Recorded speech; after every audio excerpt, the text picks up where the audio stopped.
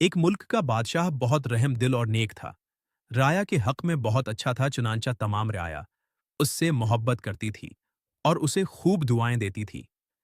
इसी मुल्क के एक दूर दुराज गांव में एक किसान रहता था, जिसकी ये ख्वाहिश थी कि अपने नेक दिल बादशाह की जियारत की जाए और उसे कोई तहफा दिया जाए।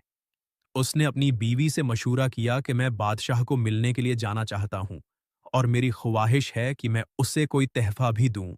तुम मुझे मशूरा दो कि मैं बादशाह के लिए क्या तहफा लेकर जाऊं। बीवी ने कुछ देर सोचा और कहा कि यह बादशाह के पास तो हर चीज होगी, हम उसे क्या तहफा दे सकते हैं।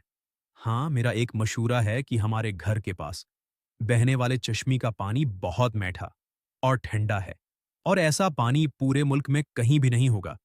हत्ती के बादशाह के पास भी नहीं होगा, तो तुम उसके लिए ये पानी ले जाओ। कुसान को यह तजवीज पसंद आ गई और उसने अपने चश्मे से पानी के 2 घड़े भरे और अपने गिद्धे पर लाद कर बादशाह से मुलाकात के लिए रवाना हो गया। कई हफ्तों के सफर के बाद कुसान बादशाह के महल तक पहुंच गया और उससे मुलाकात की इजाजत चाही। इजाजत मिलने पर बादशाह को तहफा पेश किया और उसे बताया कि ये मेरे गांव के चश्मे का पानी है और ऐसा मीठा और ठंडा है पानी आपको पूरे मुल्क में कहीं भी नहीं मिलेगा। बादशाह के इशारे पर उज़ैर ने घड़े का ढक्कन उठाया तो कई हफ्तों के सफर की वजह से पानी में बदबू पैदा हो गई थी। वजीर ने बादशाह की तरफ देखा तो बादशाह ने उसे खामोश रहने का इशारा किया और बा आवाज बुलंद कहा कि हम इस तोहफे से बहुत खुश हुए, और खजांची को हुक्म दिया कि उस किसान के घड़ों को सोने से भर दिया जाए।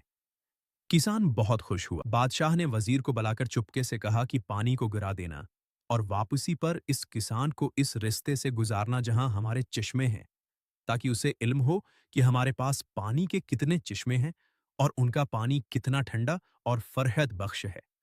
चनांचा जब किसान को इनामात देने के बाद के पास से गुजारा गया तो वो समझ गया कि उसका तहफा कितना हकीर था, लेकिन बादशाह ने उसके हकीर तहफे को भी कबूल करके उसे इनाम से नवाजा। इसके दिल में बादशाह के लिए मोहब्बत और अकीदत और बढ़ गई।